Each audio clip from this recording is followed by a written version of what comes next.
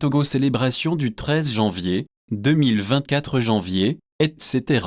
La division toujours profonde au Togo 11 jours après la commémoration du 60e anniversaire de l'assassinat de Sylvanio Olympio, le pouvoir célèbre le 49e anniversaire de l'attentat de Sarakawa. Deux célébrations qui marquent la profonde division d'un pays présenté comme réconcilié. Le 13 janvier 2023 a été commémoré le 60e anniversaire de l'assassinat du père de l'indépendance du Togo, feu Sylvanio Epifanio Kwame Olympio. Dans le cadre de cette célébration, une messe a été dite à la cathédrale Sacré-Cœur de Lomé par Monseigneur Nicodème Barriga Bénissant, archevêque de Lomé. Dans son homélie, le leader religieux a rappelé que Sylvanio Olympio était un panafricaniste visionnaire dont le nom figure, en bonne place, sur la liste des hommes politiques intrépides qui ont su défendre notre continent. Les problèmes actuels d'insécurité que nous peinons à combattre de manière efficace, de pauvreté endémique de notre continent, de corruption tentaculaire qui alimente les conflits sur nos terres ou encore de dignité bafouée contre laquelle se dressent nos populations confirment bien sa vision d'une Afrique unie et forte, enracinée dans les valeurs qui font les grands peuples,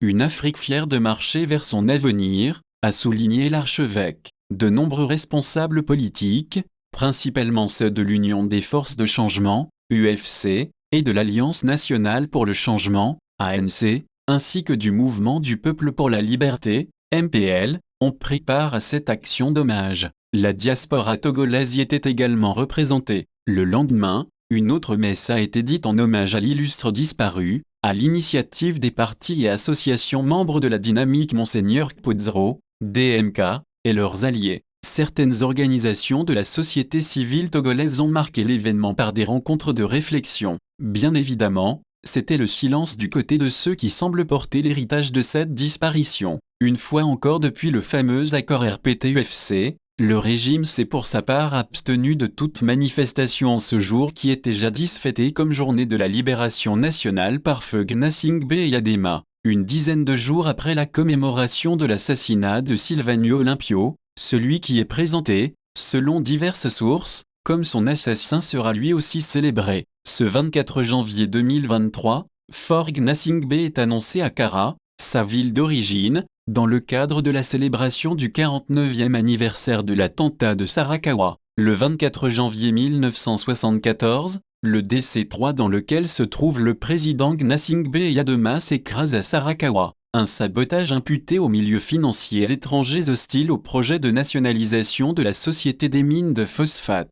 La réaction est immédiate. Le 2 février 1974, Gnassingbé Eyadema, sorti miraculeusement indemne du crash, annonce la nationalisation de la Compagnie togolaise des mines du Bénin. Le Togo, dès lors, va plus que jamais s'affirmer soucieux de son indépendance économique et, plus généralement, de son authenticité. Au nom de ce retour aux sources, les noms de certaines villes sont africanisés et de nombreux Togolais renoncent à leurs prénoms étrangers, français principalement, au profit de prénoms typiquement africains. Ainsi, le président lui-même abandonne et tient au profit d'Eyadema. L'année 1974 est qualifiée de trois glorieuses dans l'histoire du Togo, raconte Republic of Togo dans un article consacré au sujet. Selon les informations, chef et membre du gouvernement ainsi que responsable des institutions de la République et des forces armées togolaises FAT sont attendus. Députés de la région de la Kara, maires et adjoints au maire, préfets et chefs traditionnels sont invités, entre autres.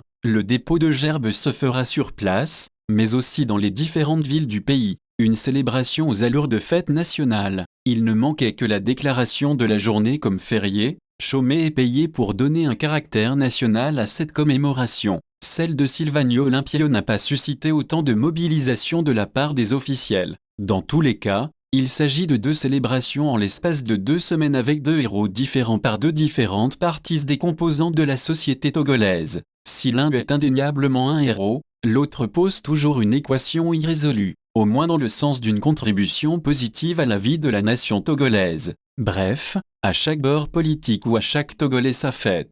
Et au-delà de tout ce que ces célébrations peuvent susciter en termes de réaction, elles renseignent sur l'échec du processus de réconciliation mis en œuvre par le pouvoir en place, de la création de la commission Vérité, Justice et Réconciliation, CVJR, à la mise en place du Haut Commissariat à la réconciliation et au renforcement de l'unité nationale, HCRUN, en passant par la publication du livret blanc. Le processus de réconciliation a été un véritable fiasco. Les Togolais sont de plus en plus divisés. Silvanio Olympio Gnassingbé et Adema ont été tous deux dirigeants de ce pays, avec des bilans et fortunes divers. Dans un pays réconcilié, l'évocation de leur nom ne devrait pas susciter des réactions de tension. Mais ce qui se passe au Togo montre que nous sommes encore loin de cet idéal qu'est la réconciliation, et les actes que pose l'exécutif ne participent pas à l'apaisement. GA Liberté numéro 3780.